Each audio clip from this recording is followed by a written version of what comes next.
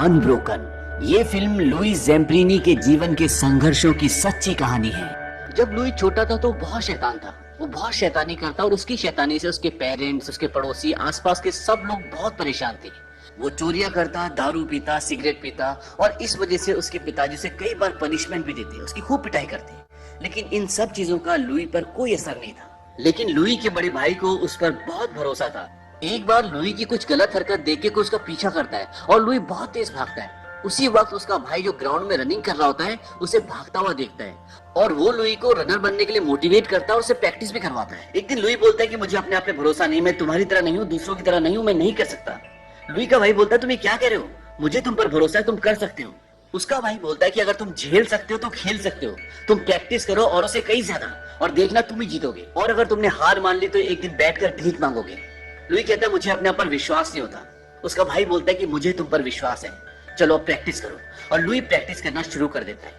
अब उनके स्कूल की एक रेस होती है जिसमें लुई भी पार्टिसिपेट करता है। शुरू में तो लुई बहुत पीछे होता है, लेकिन बाद में जब उसका भाई उसे मोटिवेट करता है वो तेज भागता है और बहुत अच्छी रनिंग करता है। इसके बाद ये दिखाते हैं कि लुई रनिंग की प्रैक्टिस कर रहा है और उसका भाई साइकिल में उसके पीछे होता है। लुई तेज भागना शुरू करता है और भागते भागते भागते वो बड़ा हो जाता है। अब बड़े होकर वो रेस में पार्टिसिपेट करता है और फर्स्ट आता है। इसके बाद एक और रेस दिखाते हैं जिसमें लुई इतनी तेज भागता है कि वो एक रिकॉर्ड कायम कर लेता है। वो 4 मिनट में 1 मील दौड़ता है और आज तक अमेरिका के इतिहास में कोई भी हाई स्कूल का बच्चा 4 मिनट में 1 मील तय नहीं कर पाया। तो ये लुई का एक रिकॉर्ड होता है और इसी के बिहाफ पर उसका ओलंपिक में सिलेक्शन हो जाता है। अब जब वो ओलंपिक में जा रहा होता है तो अपने भाई को बोलता है कि तुम भी साथ चलो। उसका भाई बोलता है कि मैं साथ क्यों चलूं, तुम जीतने वाले तो हो नहीं।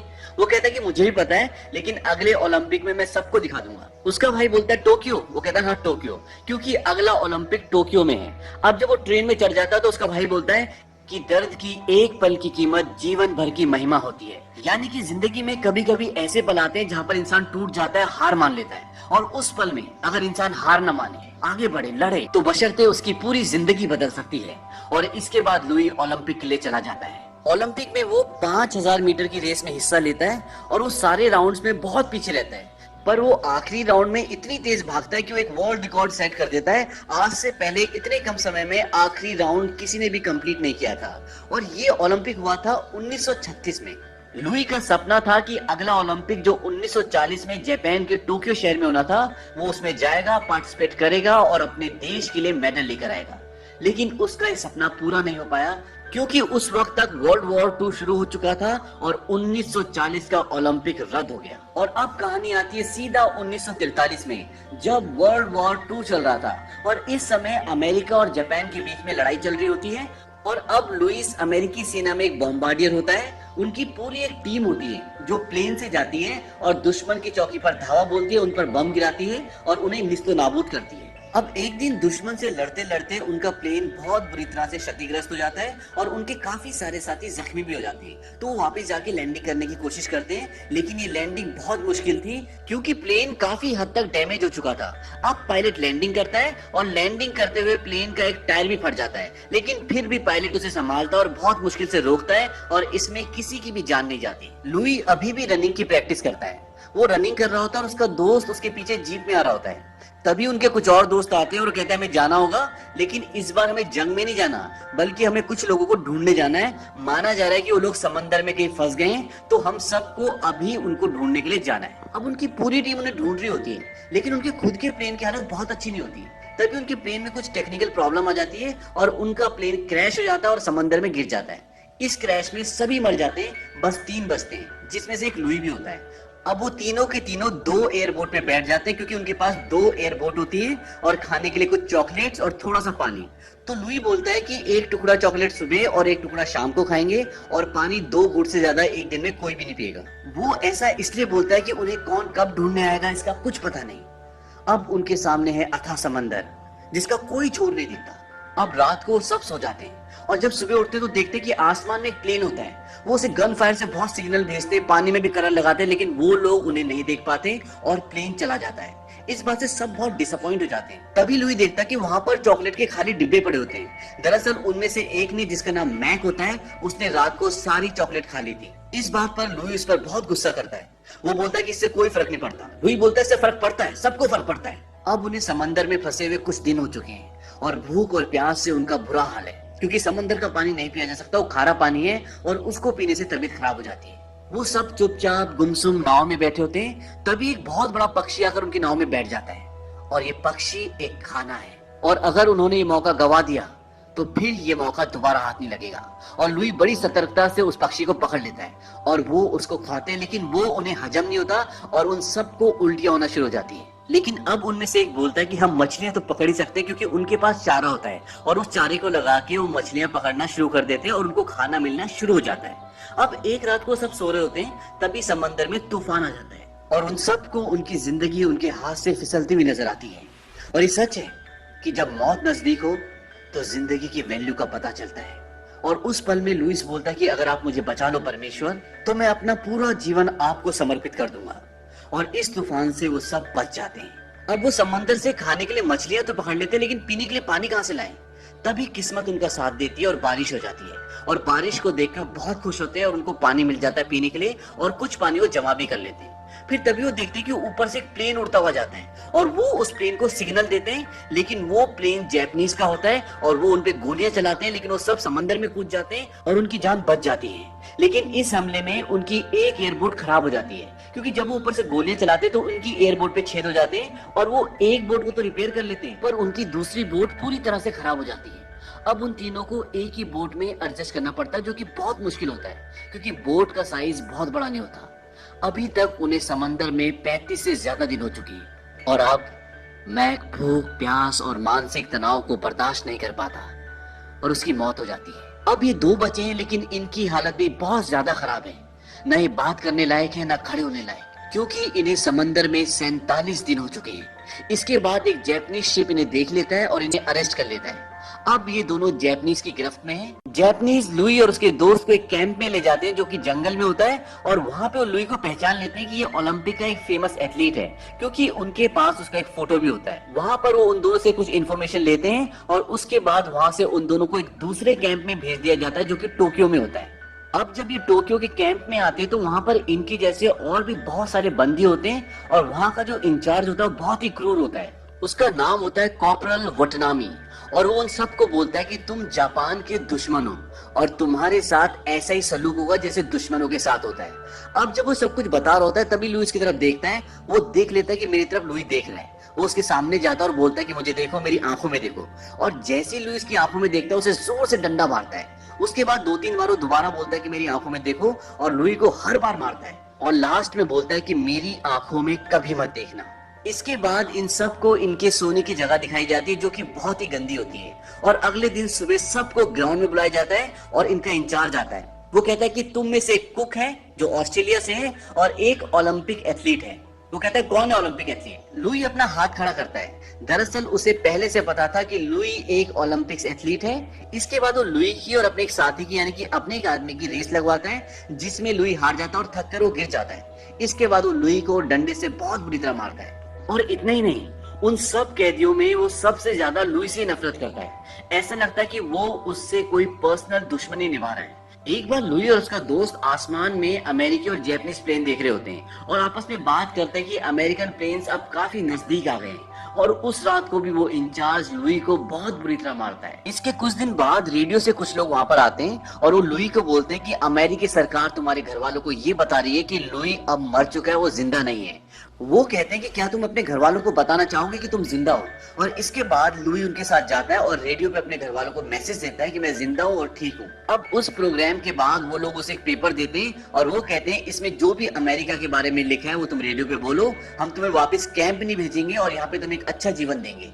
लेकिन लुई मना कर देता है, कहता है कि जो इसमें लिखा है वो सच नहीं है और मैं नहीं बोलूंगा। इसके बाद वो लुई को वापस कैंप भेज देते हैं, और कैंप वापस आने के बाद जो वहां का इंचार्ज होता है वो लुई के दोनों हाथ पीछे से बंधवाता है और उसे बोलता है कि तुम मजबूत हो मेरी तरह, और ये बात मैंने पहले दिन देख ली थी तुम्हारी आंखों में। मुझे लगता था कि हम अच्छे दोस्त बन सकते हैं, लेकिन जापान का दुश्मन कभी मेरा दोस्त नहीं बन सकता। वो लुई को कहता है कि तुम बात नहीं मानते, आदर नहीं करते, और आज मैं तुम्हें आदर करना सिखाऊंगा। वहां पे जितने भी सैनिक, जितने भी बंदी होते हैं, वो उन सबको बोलता है कि सब एक एक जोरदार पंच इसके मुंह पे मारेंगे। हालांकि कोई भी लुई के मुंह पे पंच नहीं मारना चाहता, तभी वो लुई के दोस्त को लाते हैं और वहां का जो इंचार्ज होता है वो उसे मारना शुरू कर देता है। और कहता है कि अगर तुमने इसके मुंह पे पंच नहीं मारा तो मैं इसे मारता रहूंगा। इसके बाद लुई सबको बोलता है कि मुझे मारो, और एक एक करके लुई को सब एक एक पंच मारते हैं, और इतने सारे पंच खाकर लुई की हालत खराब हो जाती है। इसके बाद उन सब कैदियों की जिंदगी में एक अच्छी खबर आती है, और वो खबर ये होती है कि जो यहाँ का इंचार्ज होता है कॉर्टल वटनामी, उसका प्रमोशन हो गया है और उसका यहाँ से ट्रांसफर कहीं और कर दिया गया है। अब एक रात को उनके कैंप में बमबारी होती है, और उस बमबारी में उनका पूरा कैंप तबाह हो जाता है और जल जाता है। अब उन सब कैदियों को जो वहाँ बच जाते हैं, उन्हें वहाँ से ट्रांसफर करके दूसरे बंदी गृह में भेज दिया जाता है। और जब वो सब लाइन में खड़े होते हैं, तभी लुई देखता है कि वहां का इंचार्ज कॉर्टल वटनामी है, और ये देखकर लुई के पैर लड़खड़ा जाते हैं और वो गिरने वाला होता है कि उसका एक साथी उसे संभाल लेता है। अब वो इंचार्ज लुई के सामने आता है और उससे बोलता है कि तुम मेरी आंखों में क्यों नहीं देखते, पर लुई उसकी आंखों में नहीं देखता। फिर भी वो उसके सिर में एक जोरदार डंडा मारता है, और अगले दिन से सब के सब कैदी काम पे लग जाते हैं। और यहाँ पर इनका काम बहुत ही मुश्किल होता है, क्योंकि यहाँ पर इन्हें नाव में कोयले को लोड करना होता है। एक बार लुई जब काम कर रहा होता है तो ऊंचाई से नीचे की तरफ आ रहा होता है, तभी उसे एक जापानी सिपाही ऊपर से धक्का दे देता है और नीचे गिर जाता है, और उसके पैर में बहुत जोर से चोट लगती है। इस कैंप में काम बहुत हार्ड है, इसलिए सबकी हालत खराब हो चुकी है। एक दिन लुई बहुत थक जाता है और वो थोड़ी देर के लिए रुक जाता है, थोड़ा सा सहारा ले लेता है। तभी वही सैनिक आता है, वही सिपाही आता है जिसने उसे ऊपर से धक्का दिया था, और उसे पकड़कर वो अपने इंचार्ज के पास ले जाता है, और वहां पर बहुत सारी लकड़ियां होती है।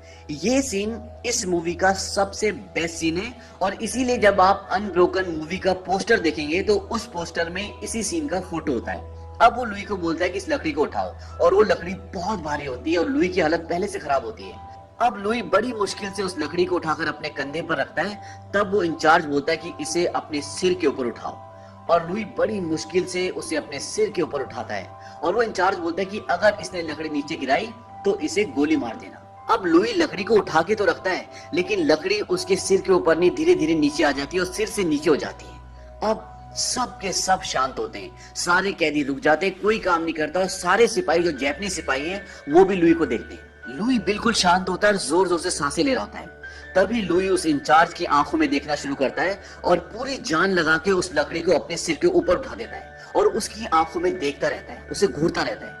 वो इंचार्ज बोलता है कि मेरी आंखों में मत देखो, लेकिन लुई फिर भी उसकी आंखों में देखता रहता है। वो कई बार उसे मना करता है, लेकिन लुई उसकी आंखों में देखता रहता है। तब वो भागता हुआ उसकी ओर आता है, और उसके हाथ में जो लकड़ी होती है उससे लुई को बहुत बुरी तरह मारता है, लेकिन फिर भी लुई उसकी आंखों में देख रहा होता है। उसके बाद वो अपनी लकड़ी फेंक देता है और लुई को बहुत सारे पंचेस मारता है, और लुई को अपना वो पल याद आता है जब वो रनिंग कर रहा होता है। यहाँ पर कहीं ना कहीं लुई ने अपने दर्द से जीत हासिल कर ली थी। दर्द के एक पल की कीमत जीवन भर की महिमा होती है। ये बात उसके भाई ने उसे सिखाई थी। कॉर्टल वटनामी उसे इतनी बुरी तरह मारता है कि वो खुद भी बहुत थक जाता है। लुई के अंदर अब इतनी भी हिम्मत नहीं होती कि वो खड़ा हो सके, और लुई रात भर वहीं पड़ा रहता है। इसके बाद एक दिन वो सभी कैदियों को बाहर इकट्ठा करते हैं, और उनका एक ऑफिसर बोलता है कि लड़ाई अब खत्म होने की कगार में है, इसीलिए हम आप सबको न्योता देते हैं कि आप हमारी हुकुरा नदी में नहाएं। इसके बाद सारे कैदी नदी की तरफ जाते हैं। उन्हें डर लगता है कि अब ये हमें मार देंगे। अब जब सब के सब नदी में खड़े होते हैं, तभी उनको एक हवाई जहाज आता हुआ नजर आता है, और जब वो हवाई जहाज उनके पास आ जाता है तो वो देखते हैं वो उनकी कंट्री का अपना हवाई जहाज होता है, और इसको देखकर वो बहुत खुश हो जाते हैं, क्योंकि उन्हें पता चल जाता है कि जंग अब खत्म हो चुकी है। इसके बाद हवाई जहाज से नीचे उनके लिए खाना फेंका जाता है, और अब सारे के सारे खुश हैं, और सब के सब जो खाना ऊपर से फेंका गया वो खा रहे हैं और इंजॉय कर रहे हैं। लेकिन लुई कॉर्टल वटनामी के कैबिन में जाता है, लेकिन वहां पर कॉर्टल वटनामी नहीं होता, उसका वही डंडा होता है जिससे वो लुई को बहुत मारता था। और सामने कॉर्टल वटनामी और उसके पिता की एक फोटो होती है, जिसमें कॉर्टल वटनामी बहुत छोटे होते हैं। दरअसल कॉर्टल वटनामी उस जगह को छोड़ के जा चुका होता है। इसके बाद लुई वापस अपनी कंट्री आ जाता है, और कंट्री आने के बाद सबसे पहले वो अपनी जमीन को चूमता है। उसके बाद वो अपनी माँ से, अपने पिताजी से, अपने भाई से मिलता है और बहुत खुश होता है। फिर 1947 में लुई की शादी हो गई, और शादी के बाद उनका एक बेटा और बेटी हुई। आपको लम्हा याद होगा जब लुई अपने दोस्तों के साथ समंदर में फंसा हुआ था और रात को तूफान आ गया था। तब लुई ने कहा था कि अगर मेरी जान बच गई तो मैं अपना पूरा जीवन परमेश्वर की राह में लगा दूंगा, और लुई ने आगे चलकर ऐसा ही किया। लुई ने अपने जीवन के संघर्ष और विश्वास से ये सीखा कि आगे बढ़ने का रास्ता जंग नहीं बल्कि क्षमा है। इसके बाद लुई वापस जापान गया, और उसने उन सभी लोगों को ढूंढा जिन्होंने उसे बंदी बनाया था, और उसने उन सब से सुलह की। लेकिन उनके इंचार्ज ने, वटनामी ने, जो लुई को बहुत मारता था, उसने लुई से मिलने से इनकार कर दिया। लुई का एक सपना था कि वो जापान की ओलंपिक में दौड़े, लेकिन 1940 में जब जापान में ओलंपिक होना था, वो वर्ल्ड वॉर 2 के कारण रद्द हो गया। लेकिन लुई ने अपना ये सपना पूरा किया। 80 साल की उम्र में वो ओलंपिक की मशाल को लेके जापान में दौड़ा।